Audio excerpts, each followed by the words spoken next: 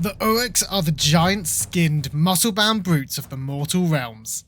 Much bigger than their goblin cousins, they all share a deep and true love for war. Each Orruk's life revolves around fighting, and boy are they good at it. When gathered into great numbers, a war clan of Orruks becomes an unstoppable wave of destruction and violence.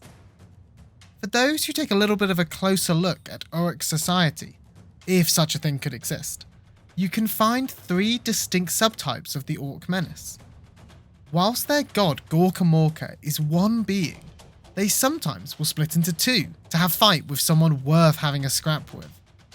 Gork is the brutal but cunning side of the god, whereas Mork is cunning yet brutal. With 3 potential gods to follow the teachings of, we end up with 3 different ways of waging war. Those who agree with a mentality of brutality, the Ironjaws are the armoured, boar-riding orcs you don't want to be in the way of. Hulking, muscular brutes, these Orruks pack a punch, relying on pure strength and primal fury to carry them through any obstacle. How to win a fight? Punch. Door is locked? Punch. War boss suggests retreating? Punch. Wherever the fighting rages the hardest, that's where you'll find these mad lads. With little time for thinking or other brainy nonsense, these rascals still give a portion of their cognitive power to traps, ambushes, and the corralling of smaller greenskins to act as cannon fodder. You've got to remember, sure, they're brutal, but they're still cunning.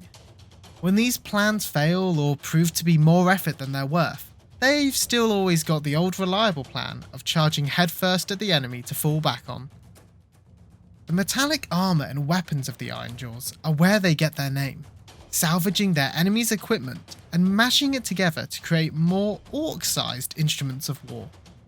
Without the subtlety of blacksmiths or artificers amongst their numbers, these warriors literally beat their gear into shape, punching or hammering the metal pieces until they bend, meld, or pierce together into a rough, usable shape. Whilst this can take days to complete, if you sell it to an orc as a fight against the metal, these Orruk become sold on the idea, and the result is a tough, thick suit of workable armour, and a massive weapon to crack open some skulls with. Even the war beasts of the Ironjaws are a bit extra. These massive grunters, basically mega war pigs, being able to ride for days on end, sharing in their riders' lust for battle as they charge frothing into the enemy lines. Now, these giant boars are cool, but some war bosses take it a step further, riding atop a Maw Crusher. This giant war cabbage is like a Stardrake on steroids, almost too big to fly. They pound their way across the ground into battle, a living war engine that hungers for nothing more than the thrill of battle. In stark contrast to this carnage, there lies another type of Orruk sneaking around in the muck of the swamps.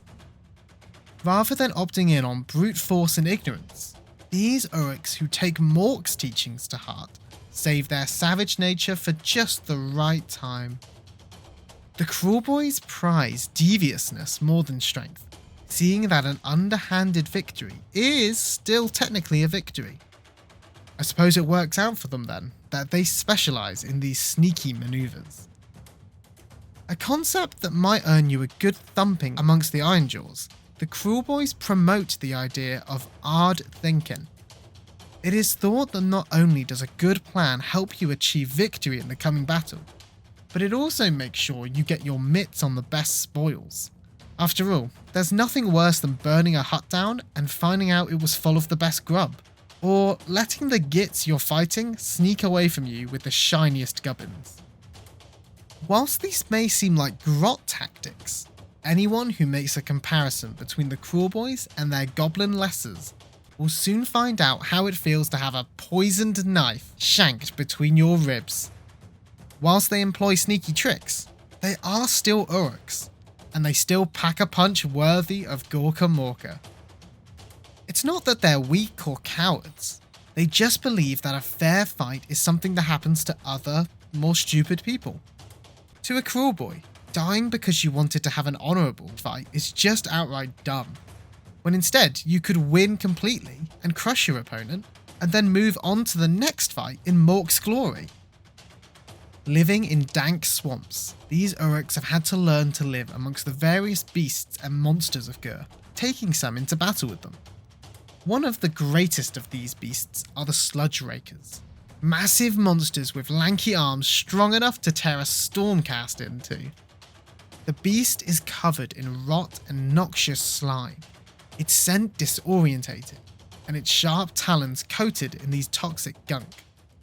Even those who survive an encounter with a Sludge Raker don't tend to live for very long, these wounds festering and poisoning their blood in such a way as to make even Nurgle jealous. It's this toxin, along with other natural poisons, that the warriors of the Cruel Boys will often coat their blades and arrows with, trusting in the taint to bring their enemies down with a drawn out and painful death. To some Urruks though, both of these ways of living just seem wrong. It starts as a faint drumming in their head that builds into a resounding beat that threatens to split their skull in two. Following this call, they find themselves wandering out into the lands of Gur, stumbling across clans of like-minded Urruks.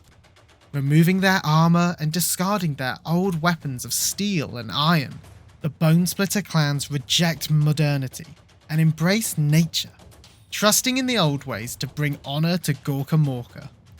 Some say that this calling comes from taking too many hard hits to the head, but the Bone Splitters stand by that they've simply had some sense knocked into them. Consumed by War energy, these Urruks feel no need to be slowed down by thick metal armour or worry about the rusting of their blades. They seek to be like their deity, returning to the ways that Gork and Mork would have fought during the early days of the Age of Myth. When they march to war, they daub themselves in tribal war paint, their blind faith in the old ways and their enhanced War energy giving these magical markings power. Arrows burn up in the air before they can reach them, and blades are turned away by an invisible force. By tapping into the magic of the land, their shamans are able to channel the energy beneath their feet to empower the Orc clan. And the Bone Splitters live up to their name by opening up the skeletons of great beasts in search for power. Believing that these tremendous creations are one with the land, they hunt down these beasts and crack apart their bones, releasing this energy or crafting weapons from the bones. As they devour the beast, they believe themselves to be taking in its strength and perform rituals to attempt to transfer the bestial nature of their hunt into their own beings. It is these practices that have earned them the title, even from other Urruks, as Savage Orcs, with the Ironjaws and Cruel Boys seeing the madness in the practices of these traditionalist Urruks. Whilst these three Urruk types stand distinct from one another, they aren't opposed to fighting alongside one another. When these mega clans come together to charge upon an enemy, it is referred to as a big war. Dangerous things. A big war can be a force unto itself, a plague that sweeps across the land. Each type of Urruk, be they Ironjaw or Bone Splitter, has their strengths and weaknesses, but when they fight in unison under a war boss with a decent mind, their various strengths come together and cover for each other's weaknesses. Imagine it, hordes of Ironjaws charging across the battlefield towards you, empowered by their savage brethren, whilst from your rear comes hails of poisoned arrows. Monsters and beasts fill the air and ground around you, and a tide of green comes in from all angles. Even cities that stand against a big war face a difficult foe. Their walls and gates just another obstacle for these Urruks to smash through, none wanting to be shown up by the others. Sometimes a big war is carried along on stubbornness alone, not one of the mega clans wanting to be the first to falter, not willing to give the others that satisfaction. We've barely scratched the surface here in regards to the various clans of these Urruk types, as well as their various beasts, and of course the grand profits of Gork and Mork. Don't worry though, we'll be talking about these awesome lads on the channel soon. For now though, let me know in the comments what's your favourite flavour of Orruk is, and if I've missed out any cool details you know about the Orruks. As always, if you've enjoyed the video, drop us a like and subscribe to the channel. It really helps us to continue what we're doing. Thanks, and I'll see you next time.